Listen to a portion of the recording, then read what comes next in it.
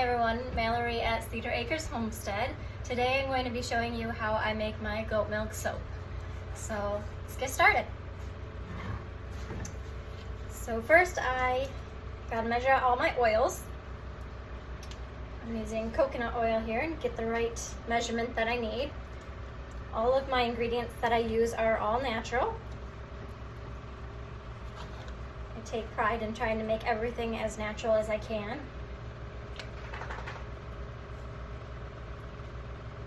You want to get your measurements as close as possible. Okay.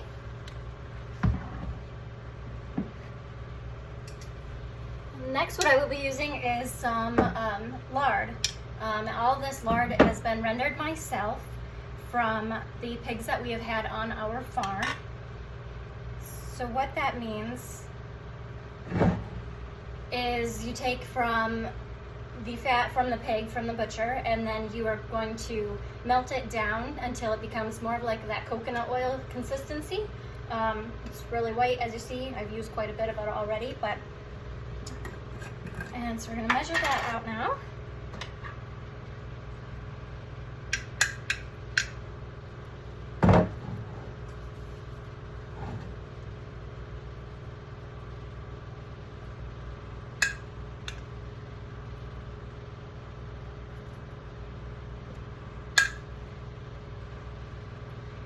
It takes a little bit of time to render the lard in order to get all the impurities out of it and get this type of consistency that you need. But well worth it for the moisturizing factors that it takes into this goat milk soap.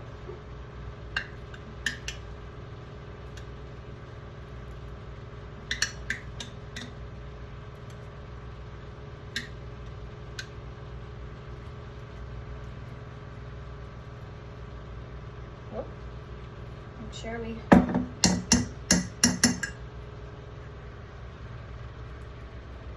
the exact amount.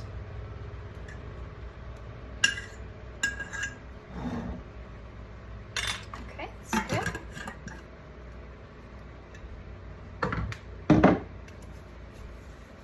And now we want to melt this down. So a lot of people will use a double boiler on their stove. I just use a microwave. Seems to work all right. I just kind of keep watching it to make sure, and I've kind of done this a few times, so I kind of know how long it takes for it to not melt completely because I don't want to burn it. Pop it in the microwave. And while that is going, I pull out my goat milk from the freezer. So what you want to do is melt your goat milk, put your goat milk in ice cube trays, and then that way you have ice cubes that you can use so that it doesn't burn, the lye won't burn your milk when you are making this.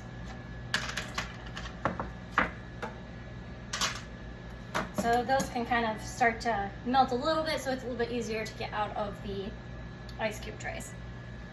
So we'll wait for that to melt down a little bit in the microwave.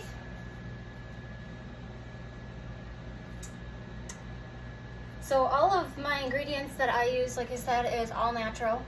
It's really hard to get a natural colorant. Today, like I said, I was doing a lavender soap, and I have already pre-mixed out the oils that I'm going to use, the essential oils. All the essential oils that I use are all natural. And then I'm going to also use some purple Brazilian clay. Clays I try to use to get more of that natural colorant. Most of your clays, all of your clays, are actually mined from the ground, so you know that it's an actual natural colorant. It's not going to be that bright and vibrant color that you see in other soaps because I'm not using those synthetic mica powders or anything like that. It's really hard to get an actual natural vibrant color when you are using, all natural ingredients. I've done lots of research. I mean, we could use elkanut root powder and infuse that into my oils first, but I haven't tackled that one yet. So, and also it's hard to get a really vibrant color because of the goat milk. It's not going to be that white based that you would normally have when you weren't using goat milk. And then also I'm using a lot of dark oils, and so that can interfere as well. Check this. Give her a little stir here.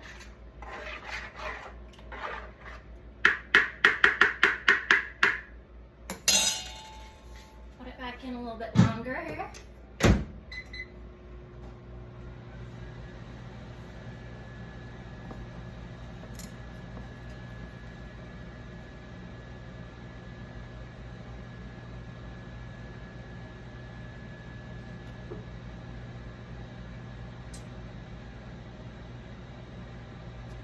Just kind of wait.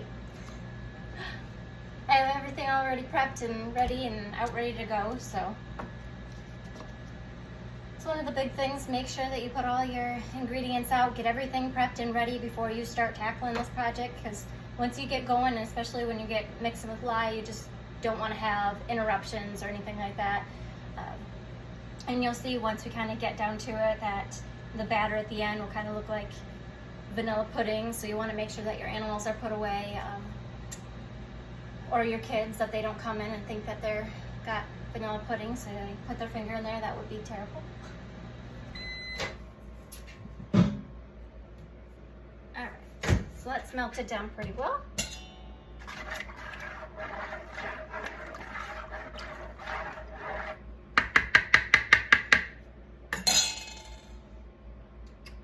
Turn my scale back on.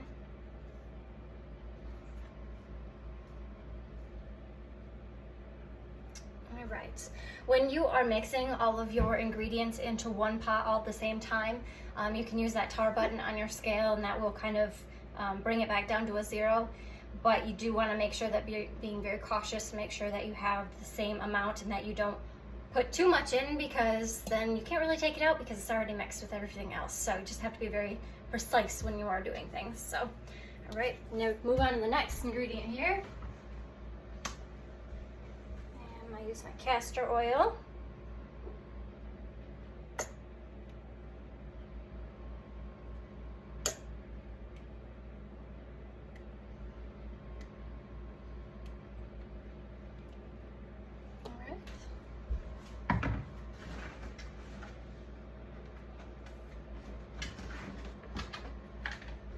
And my extra virgin olive oil. Oh, better tar that here.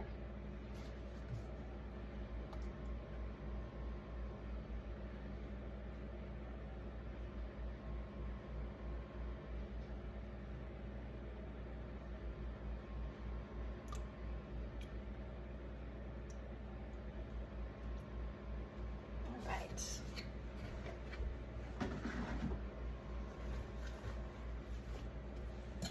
That a good stir there, and then we're going to pop that back into the microwave just for a little bit here. Obviously I just used 2 already pretty liquidy oils, so there's not a whole lot of melting that has to be done, but I like to heat it all back up.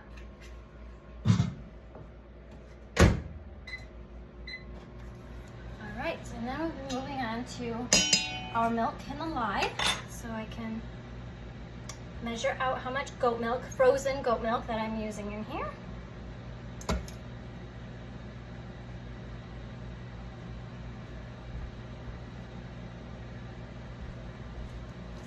Pop those out. I ended up bought these ice cube trays that got like a silicone on the bottom, but it's still like a plastic. And then they also came with like these really nice lids to them, so pretty easy to do when you come inside for milk and the goat, and you can just pour them into the ice cube trays and then throw it into the freezer.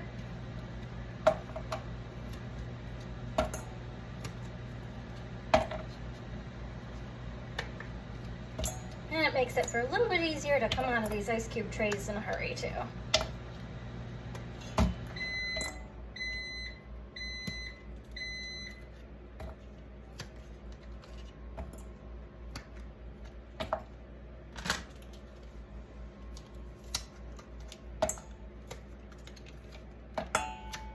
So if I'm not making one batch after another, I'll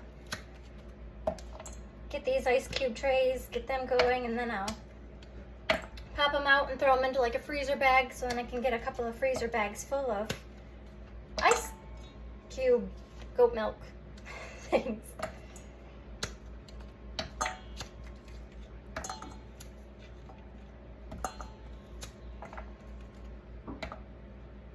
Alright, so we're a little bit under from those 2 cubes, so let me grab a cube from the freezer.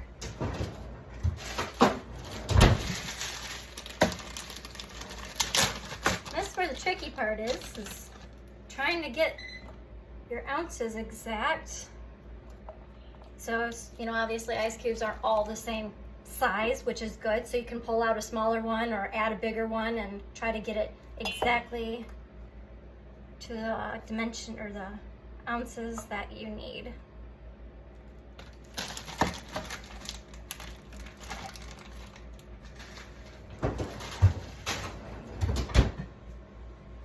All right. And then what we need to move on to is our lye mixture. So for that, you need to make sure that you put on protective gloves. Make sure you're wearing a long sleeve and eyewear, and sometimes a mask as well is good to use. So grab those here.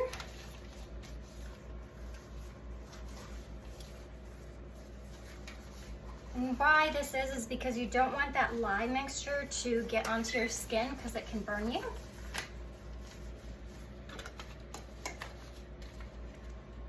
My goggles here. Check that.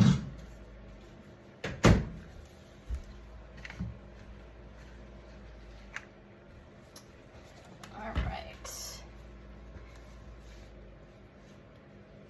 When I'm dealing with the lye, you want to make sure that you're using a glass container or a stainless steel container as well when you're mixing things. Because you don't obviously want to use plastic with the lye and then it melt it and have a big old mess.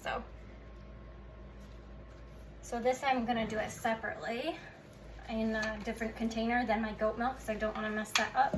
And you want to do it slowly, stirring it in. So I'm going to measure this out.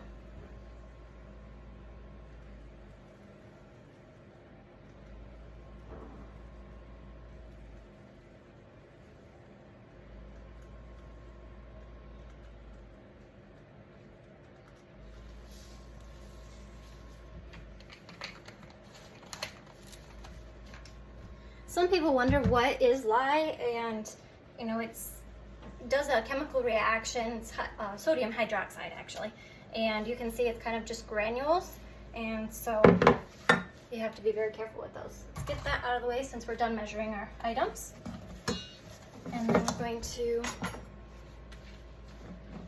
pour just a little bit in to our goat milk ice cubes. I have a silicone spatula that I use, or you can use a wooden spoon. You don't want to use, like I said, any type of metal because obviously the heat can heat up the utensil that you're using. And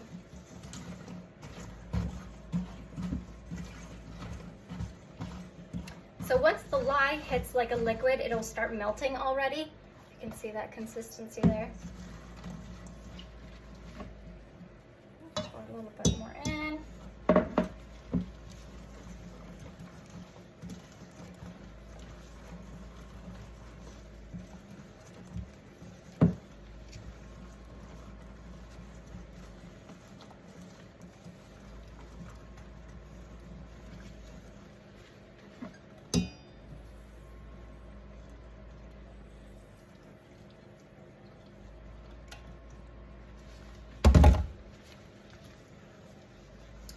So we're just going to stir this until all of our ice cubes have melted.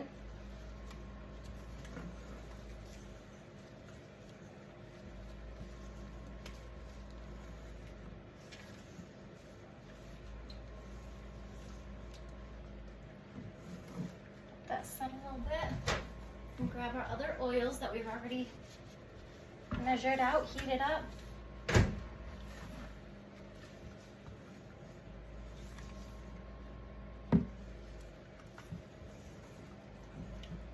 And today, since I'm only doing one colorant using the Brazilian purple clay, I am going to mix that into my lye solution before I put it into my oils.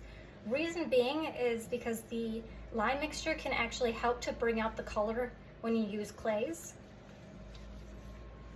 So I want to try to get my soap to be as purpley as I can. I haven't had a whole lot of luck with the purple Brazilian clay being very purple, so I'm still tweaking at that to figure out how much I need to use. And okay, so that's pretty good consistency there. I'm gonna add my oils and my clay mixture to that. I've already pre-measured out.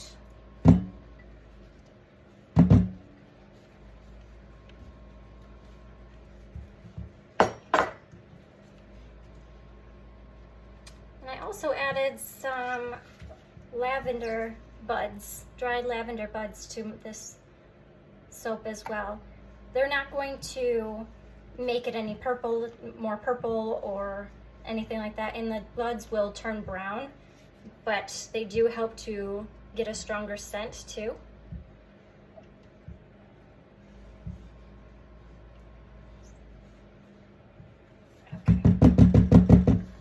Mix that up. Give these oils a really good stir here. And then I'm going to pour my lye solution into the other oils. Very carefully here, that you don't splish splash all over the place.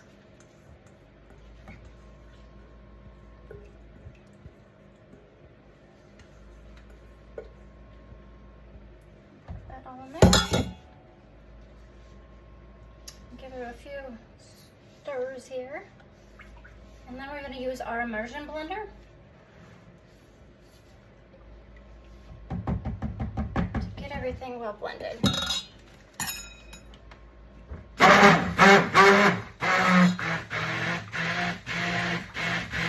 Being very careful, obviously, that you don't go too high in power and make a mess and splatter everywhere.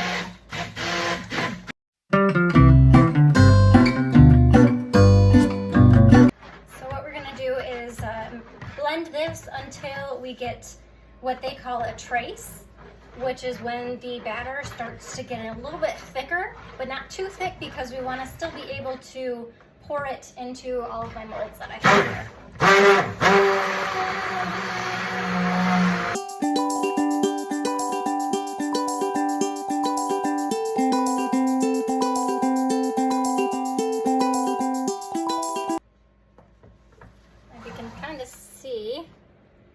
It's not quite there to trace, so what you can do is take the blender and the little bit of batter that kind of shakes off of it, you will leave kind of lines in your batter that kind of tell you that you're getting close to trace.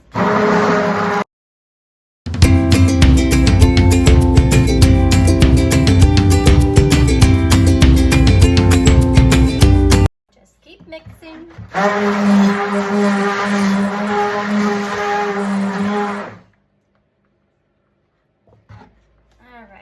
Pretty close here to trace, so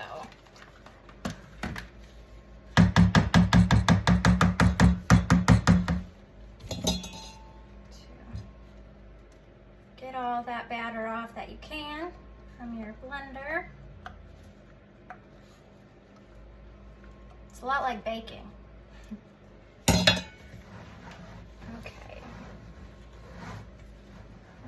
And then we're going to pour them into our molds over here.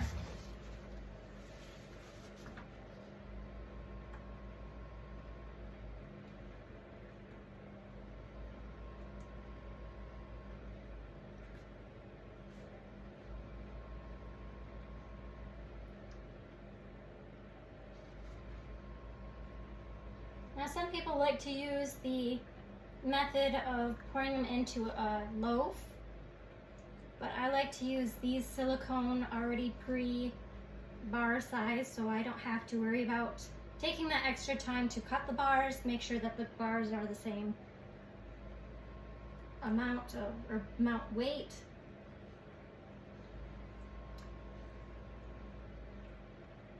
However, these do make it a little bit harder to do like swirls and things like that. But my main goal here was just to make soap that is all natural. And somebody that's really looking for an all natural bar is not so particular on your color and fancy. So, however, I'm still experimenting.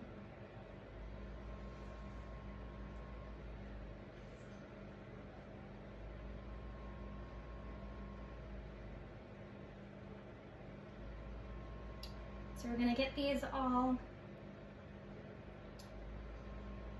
poured in here. And then this is actually going to store in, I have an old dresser that I like to use that I will store it in there for 24 hours. It'll go through a gel phase, and then I will pull them out of the molds the next day. And then I will lay them out so that they can remain to cure for at least 4 weeks.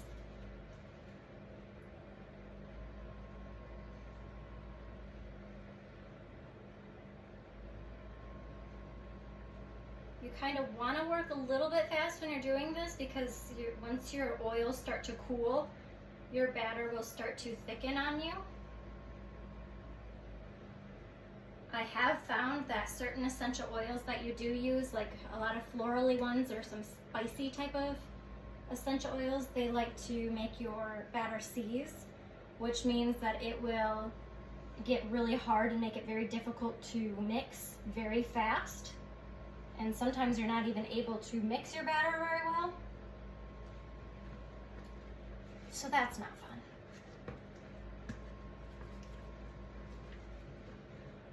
But I have had it where it seized on me a few times. I did like a rose oil, and I heated that, after it seized, I heated it back up, and I was at least able to kind of spoon it and kind of pour it back into my mold. So I was able to use it still, so it wasn't a complete waste. It's just not as pretty of a bar, but like you said, I don't always go for pretty. It's just a matter of all natural, and it's a great moisturizing bar, a very good cleansing bar. It's great to take off your black mascara for your makeup. It leaves your skin silky smooth, and a lot of people like to say that it gives your skin just a different feel, like it's waterproof. So that all mapped out. So thank you for coming along with me today to make some soap. And again, make sure you like and subscribe. And thank you here on Cedar Acres Homestead.